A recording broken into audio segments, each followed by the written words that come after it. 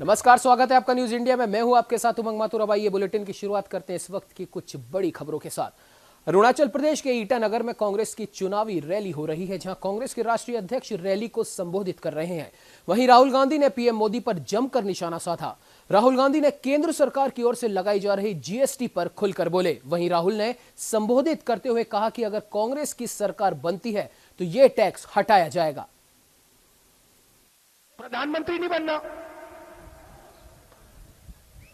Election लड़ रहे हैं। 2014 में पूरी कैंपेन की कहते मुझे प्रधानमंत्री नहीं बनना, मुझे चौकीदार बनना है। उसके बाद चौकीदार ने भयंकर भयंकर चोरी की। अच्छा, कल मैंने देखा चौकीदार कहते हैं कि हम सब चौकीदार। अच्छा भैया, चोरी तो आपने की, आप सबको चौकीदार क्यों बना रहे हो? चोर पकड़ा गया, कहता हम सब चौकीदार। 2014 में नहीं कह रहे थे हम सब चौकीदार, कह रहे थे मैं चौकीदार। भाषण याद रखिए मित्रों, मुझे चौकीदार बनाओ। उन्होंने ये नहीं कहा था मित्रों हम सब चौकीदार बनेंगे, मगर परसों कहते हम सब चौकीदार। मुख्यमंत्री योगी आदित्यनाथ ने 19 मार्च 2017 को सूबे की सत्ता की कमान संभालते ही कई बड़े बदलाव और कई कड़े फैसले किए थे। सूबे में अवैध बूचड़खानों पर लगाम लगाने और शहरों के नाम बदलने के साथ साथ अपराधियों के एनकाउंटर के लिए पुलिस को खुली छूट व खुद नोएडा आकर मिथक तोड़ने का काम किया। सूबे में बदलाव के लिए योगी ने 10 बड़े कदम उठाए। उत्तर प्रदेश की योगी सरकार का 2 साल का कार्यकाल ऐसे समय में पूरा हुआ है जब देश और प्रदेश में लोकसभा चुनाव का बिगुल बज चुका है। सूबे के चुनावी रण में मोदी सरकार के साथ साथ योगी सरकार के कामकाज को लेकर भी कसौटी पर परखा जाएगा।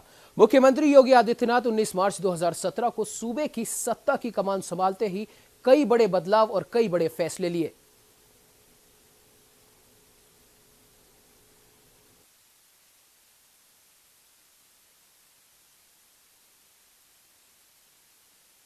सपा नेता आजम खान ने चौकीदार के सवाल पर प्रधानमंत्री मोदी पर जमकर निशाना साधा। उन्होंने कहा कि देखिए, इन जुमलों और नारों से बात नहीं बनने वाली। चुनाव है, यह बताना पड़ेगा कि 20 लाख रुपए हर व्यक्ति के घर तक पहुंचेगा या नहीं। हर साल 2 करोड़ नौकरियां देने के वायदे में 10 करोड़ नौकरियां मिली कि नहीं। जीएसटी से लोगों को कितना लाभ हुआ, इसका आंकड़ा बताना पड़ेगा। आरबीआई के डायरेक्टर ने ऐसा क्यों कहा और क्यों इस्तीफा दिया, यह बताना पड़ेगा। नोटबंदी बगैर आरबीआई की सहमति, बगैर इजाजत के कर दी गई, इसकी क्या वजह थी, यह भी बताना पड़ेगा। देखिए, इन नारों से जुमलों से बात नहीं बनने वाली। चुनाव है, ये बताना पड़ेगा कि 20 लाख रुपया हर व्यक्ति के घर तक पहुंचा या नहीं पहुंचा। हर साल 2 करोड़ नौकरियां देने के वायदे में 10 करोड़ नौकरियां लोगों को मिली या नहीं मिली। जीएसटी से लोगों को कितना लाभ हुआ, इसका आंकड़ा बताना पड़ेगा। आरबीआई के डायरेक्टर ने क्यों ऐसा कहा, क्यों इस्तीफा दिया, ये बताना पड़ेगा। नोटबंदी बगैर आरबीआई की इजाज़त के, उनकी सहमति के कर दी गई, इसकी क्या वजह थी, ये बताना पड़ेगा। देश का 80% खजाने का पैसा केवल 10 परिवारों को, पूंजीपतियों को देकर उनके कर्जे माफ़ कर दिए गए और किसान आत्महत्याएं करता रहा, इसकी वजह बताना पड़ेगी। संत कबीर नगर में भाजपा सांसद और विधायक में जूते स्ट्राइक का मामला अभी शांत भी नहीं हुआ था कि हापुड़ में इस बार सपा कार्यकर्ताओं और नेताओं में पार्टी में पद पाने को लेकर जमकर लात घूंसे चले। हापुड़ में सपा पार्टी में पद को लेकर सपा कार्यकर्ताओं और पदाधिकारियों में जमकर मारपीट हुई। सपा कार्यकर्ता और पदाधिकारियों में मारपीट की घटना एक निजी मैरिज होम में लगे सीसीटीवी कैमरे में कैद हो गई। सीसीटीवी फुटेज में सपा कार्यकर्ता और नेता आपस में मारपीट करते हुए साफ तौर पर दिखाई दे रहे हैं। वहीं इस मामले में सपा कार्यकर्ता अंकित ने अब सपा जिलाध्यक्ष सुबोध नागर समेत 3 नेताओं पर मारपीट की धमकी जैसी गंभीर धाराओं में मुकदमा दर्ज कराया है। मुकदमा दर्ज करने के बाद पुलिस सीसीटीवी फुटेज के आधार पर मामले की जांच में जुटी है।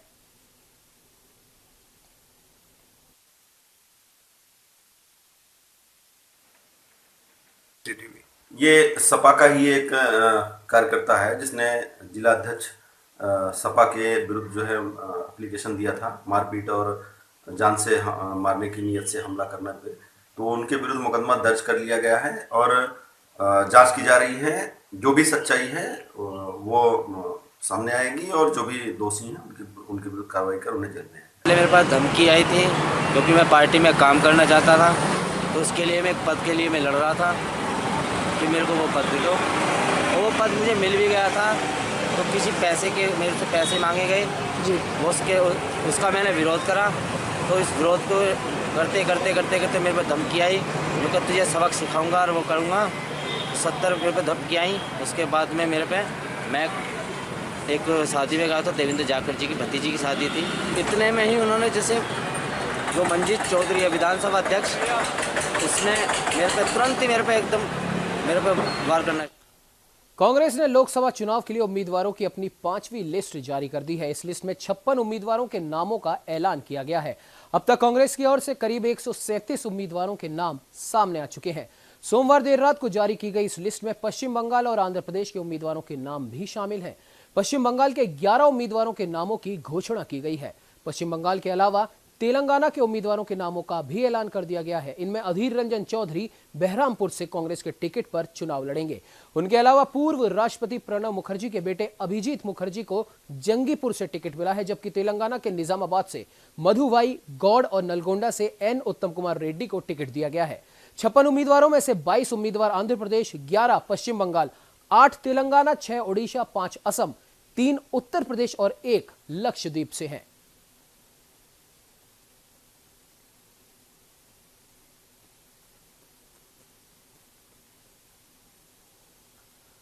रंग, गुलाल, हंसी और उल्लास के सहित अपनों के साथ दुश्मनों को भी गले लगाने का पर्व होली लेक सिटी में बड़े धूमधाम से मनाया जाएगा।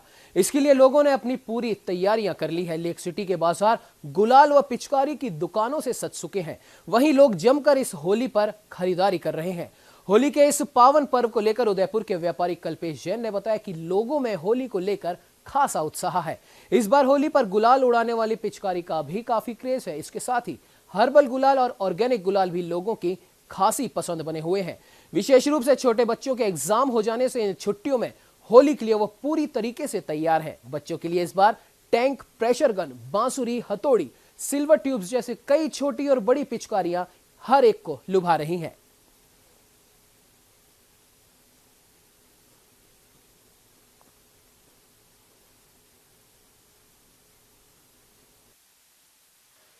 अभी इस बार ये ऑर्गेनिक गुलाल नई तरह की आई है, बिल्कुल नेचुरल है, फ्रूट से बनी हुई है, फ्रूट और अरारोट से बनी हुई है। और उसके बाद आपका हर्बल गुलाल है, वो फूलों की पत्तियों से बनी हुई है, वन विभाग की गुलाल है।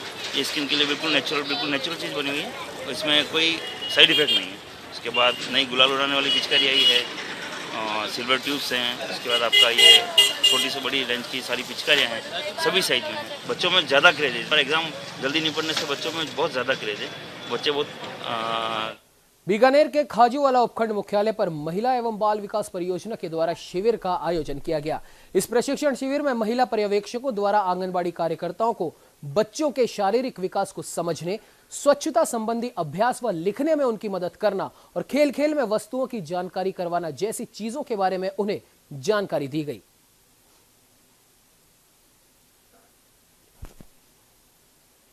प्रारंभिक बाल्यावस्था शिक्षा पे है। विभाग ने जिस उद्देश्य से प्रारंभिक बाल्यावस्था शिक्षा शुरू की थी वो स्तर शायद हम प्राप्त नहीं कर पाए, तो ये आवश्यकता पड़ी कि इस 2 दिवसीय कार्यशाला का आयोजन हो। जो नया चेंजेज हुए हैं विभाग में प्री स्कूल को लेकर, उन आयामों को, उन चेंजेज को कार्यकर्ता तक पहुंचाना और इम्प्लीमेंटेशन करवाना, ताकि प्री स्कूल में सुधार हो और बच्चों की स्ट्रेंथ जो है केंद्र पर बढ़े। राजस्थान के अजमेर के पीसांगन के थाना परिसर में उपखंड अधिकारी समदर सिंह भाटी की अध्यक्षता में शांति समिति की बैठक संपन्न हुई, जिसमें होली को शांतिपूर्वक तरीके से मनाने पर चर्चा की गई। एसडीओ भाटी व थानाधिकारी लक्ष्मण सिंह राजावत ने कहा कि सीएलजी सदस्य जनता और प्रशासन के बीच अहम कड़ी की भूमिका निभाते हैं। किसी भी पर्व सहित मुख्य धार्मिक व सामाजिक कार्यक्रमों में छोटी सी बात तालमेल के अभाव से बड़े विवाद में तब्दील हो जाती है।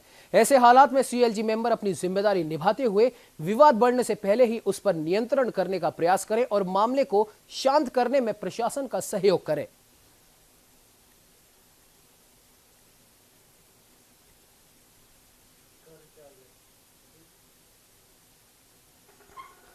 लोकसभा चुनाव की तारीख तय होते ही आचार संहिता भी लागू कर दी गई है। इसके तहत लोकसभा निर्वाचन में उपयोग होने वाली प्रचार सामग्री के लिए जिला निर्वाचन विभाग ने गाइडलाइन जारी कर दी है।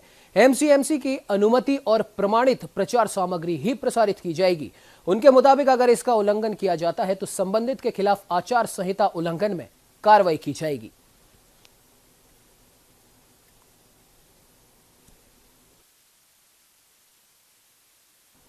लोकसभा चुनावों के मद्देनजर आबकारी विभाग ने एक बड़ी कार्रवाई करते हुए 70 पेटी अवैध शराब के साथ एक व्यक्ति को गिरफ्तार किया है।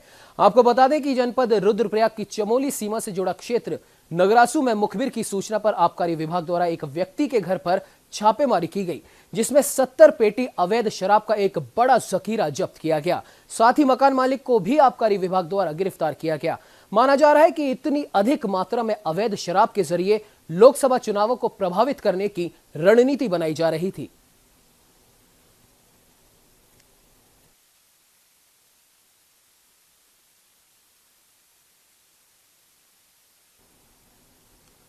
छत्तीसगढ़ विधानसभा चुनाव में शराबबंदी का वादा कर सत्ता में पहुंची कांग्रेस से जनता को अब शराब की दुकानें बंद करने की गुहार लगानी पड़ रही है। शराब की दुकान में लगे जमावड़े और नशे में दुर्व्यवहार करने वाले शराबियों से परेशान होकर बिलासपुर के ग्रामीणों ने कलेक्टर, एसपी समेत आबकारी विभाग को भी ज्ञापन सौंपा।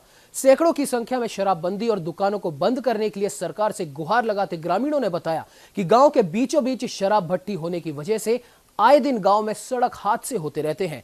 बड़ी गाड़ियों के ड्राइवरों ने अब तक नशे की हालत में 3 लोगों को चपेट में ले लिया है। साथ ही शराब के नशे में असामाजिक तत्वों द्वारा आए दिन ग्राम के लोगों और महिलाओं के साथ मारपीट व छेड़छाड़ जैसे संगीन अपराध होते रहते हैं।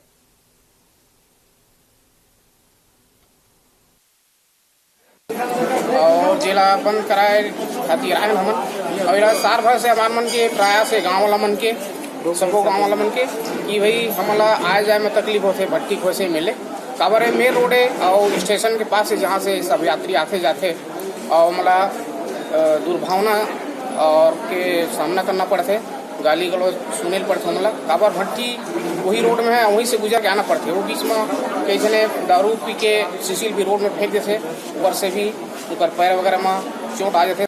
रोड से बंद कराना है तो हमारे नवा सरकार होकर से हमें बहुत उम्मीद है कि हमारे गांव के दारू भट्टी को बंद करे। एक कारण कि मेन रोड में दारू भट्टी है, कॉलेज के लड़का है, स्कूल वाले और तालाब है जो नहा धो लेडीज माँ बहन बेटी जाते हैं मन के इज्जत के सवाल है। एक कारण हमारा दारू भट्टी वहाँ से मेन रोड से हटाना बंद कराना है या तो फिर हटाना है। हम लोग सरकार से बहुत उम्मीद है। केंद्रीय मंत्री सह आसनसोल से सांसद बाबुल सुप्रियो द्वारा साल 2019 के लोकसभा चुनाव के लिए गाया गया गाना उनके लिए अब परेशानी का सबब बनता दिख रहा है। बाबुल सुप्रियो के इस 1 मिनट 25 सेकंड के गाने के बोल को आधार बनाते हुए तृणमूल कांग्रेस युवा नेता सह Paschim Bardhaman students library coordination committee के महासचिव गौरव गुप्ता ने मंगलवार को आसनसोल दक्षिण थाना पुलिस में शिकायत दर्ज कराते हुए एफआईआर के रूप में उसे ट्रीट करने की मांग की है।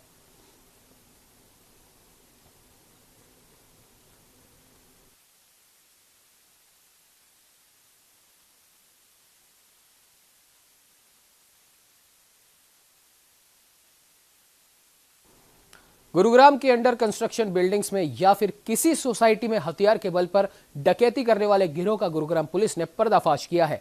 दरअसल पुलिस बीती 13 मार्च को सेक्टर 65 के इंपेरिया स्ट्रक्चर लिमिटेड के सीनियर प्रोजेक्ट इंजीनियर ने पुलिस को डकैती संबंधी शिकायत दी थी, जिसमें कंपनी में तैनात 5 सुरक्षा गार्डों को हथियार के बल पर पहले तो बंधक बनाया गया, उसके बाद तकरीबन 20 लाख का सामान लेकर डकैत फरार हो गए।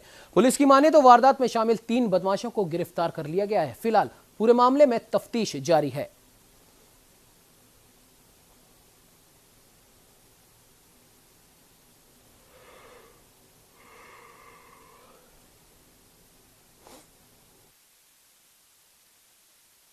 गुरुग्राम में एक ऑटो ड्राइवर को उधार लेना भारी पड़ गया।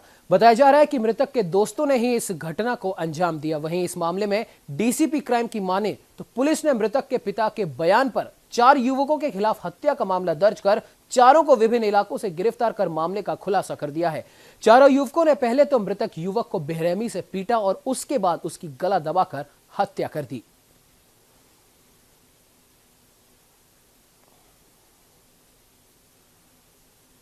आज सुबह ही 130 नंबर एफआईआर दर्ज हुई है 302, 201, 34 आईपीसी के तहत पीएस सेक्टर 10 में। ये सुबह बॉडी जो थी वो सेक्टर 10 के एरिया में एक नाला है, वहाँ से रिकवर हुई थी। उसको आइडेंटिफाई करवाया गया तो उसका नाम अमृत कुमार सन ऑफ आरो शिवनगर कॉलोनी, गांव गढ़ी, थाना सेक्टर 10 मालूम हुआ। इसके फादर ने को जब उससे पूछताछ की तो उन्होंने अपने बयान में बताया कि इस लड़के को उससे 500 रुपये लेने थे और 4 लड़कों के साथ ये कल शाम को गया था, वो ऑटो में बिठा के लेके गए थे। होली के पर्व पर रेलवे स्टेशन और आईएसबीटी पर यात्रियों की भारी भीड़ से यात्रियों की परेशानी बढ़ गई है। नौकरी पेशा लोग व कॉलेजों में पढ़ रहे छात्र रोजाना ट्रेन व बसों से अपने घर निकल रहे हैं। इस वजह से ट्रेन व बसें पूरी तरह खचाखच भरी नजर आ रही हैं। होली पर्व के कारण यात्रा करने वालों की भीड़ इतनी बढ़ गई है कि अब यात्रियों को पैर रखने की भी जगह नहीं मिल रही। आलम यह है कि यात्री खड़े होकर सफर करने को मजबूर हो रहे हैं। वहीं यात्रियों को राहत देने के लिए रेलवे ने दून से रवाना होने वाली ट्रेनों में एक कोच बढ़ा दिए हैं।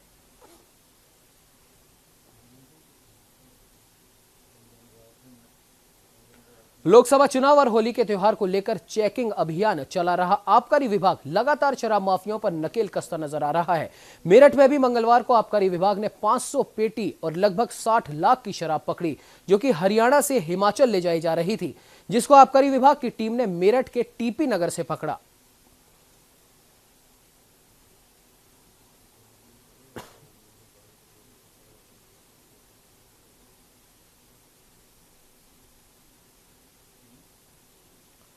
शिवपुरी में बीते रोज एक व्यक्ति ने इतनी अधिक शराब पी ली कि वो नशे की हालत में रेलवे ट्रैक पर जाकर सो गया। शिवपुरी जिले के बदरवास के नजदीक गुना ग्वालियर रेलवे ट्रैक से पैसेंजर ट्रेन व्यक्ति के ऊपर से गुजर गई। ट्रेन का इंजन सहित डिब्बे इस व्यक्ति के शरीर के ऊपर से गुजरने के बाद भी व्यक्ति को सिर्फ मामूली चोटें आई। ट्रेन के लोको पायलट ने म्याना स्टेशन पहुंचकर पटरी पर शव पड़े होने की सूचना दी।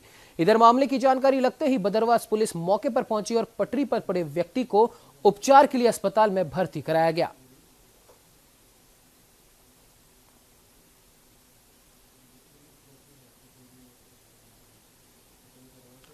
मैनपुरी कोतवाली थाना क्षेत्र के आवास विकास कॉलोनी में रहने वाले एक युवक को संविदा पर नौकरी का झांसा देकर पहले फोन कर घर से बुलाया और उसके बाद उसे नशीला पदार्थ सूंघाकर बेहोश कर दिया। खुद ही दोनों आरोपी युवकों ने बेहद ही शातिर तरीके से अस्पताल में उपचार के लिए भर्ती कराया। इसके उपरांत जब देर रात्रि हो गई तो दोनों आरोपी युवकों ने अंधेरे का फायदा उठाते हुए उसे 4 व्हीलर में डालकर गला दबाकर उसकी हत्या कर दी और युवक के शव को नहर में फेंक दिया। यह युवक पिछली 20 तारीख से लापता हुआ था, जिसका अभी तक कोई सुराग नहीं लग सका है।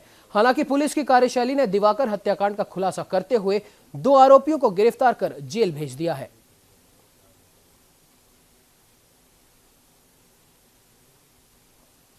20 फरवरी को एक सिंधु कुमार नाम का युवक है, तो बीटेक था और अपने रिश्ते के भांजे के साथ नौकरी लगाने की बात कहकर चला गया था। अचानक वो गायब हो गया, उसको कोई सूचना नहीं प्राप्त हुई, तो उनके द्वारा मुकदमा पंजीकृत कराया गया था उसके भाई द्वारा। पुलिस ने तफ्तीश की तो उसमें 2 लोगों का नाम प्रकाश माए, एक इनका रिश्ते का भांजा लगता सुधीर कुमार और उसके एक साथी है रमाकांत।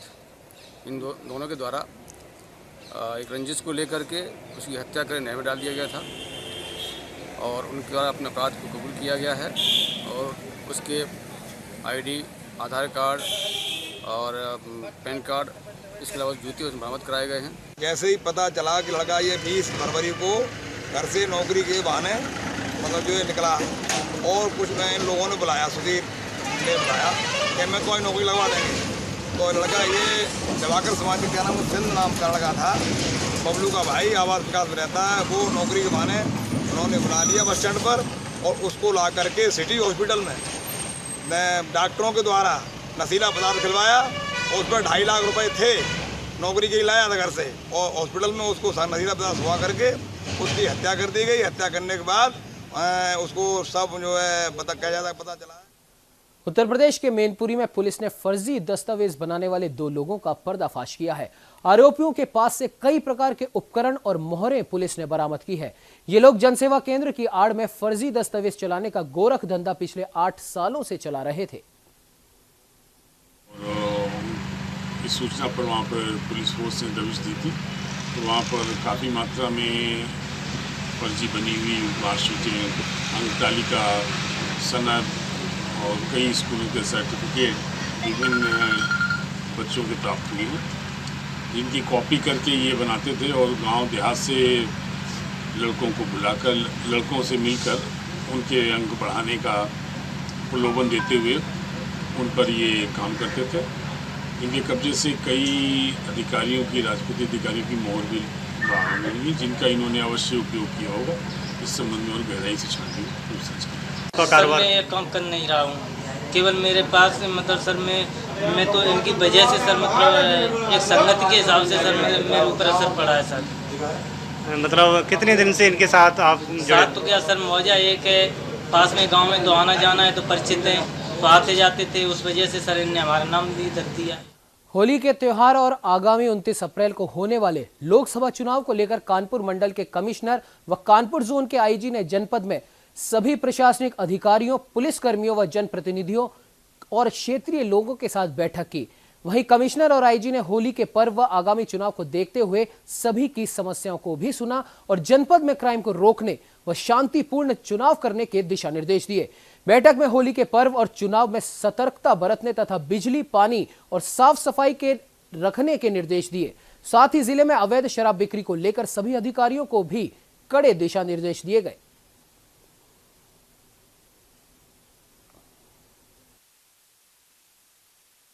यहाँ कानपुर देहात जनपद में मेरे द्वारा और आईजी साहब के द्वारा होली के त्यौहार और आगामी जो चुनाव हैं लोकसभा निर्वाचन, उसकी पूरी तैयारी की समीक्षा के लिए बैठक आयोजित की गई थी।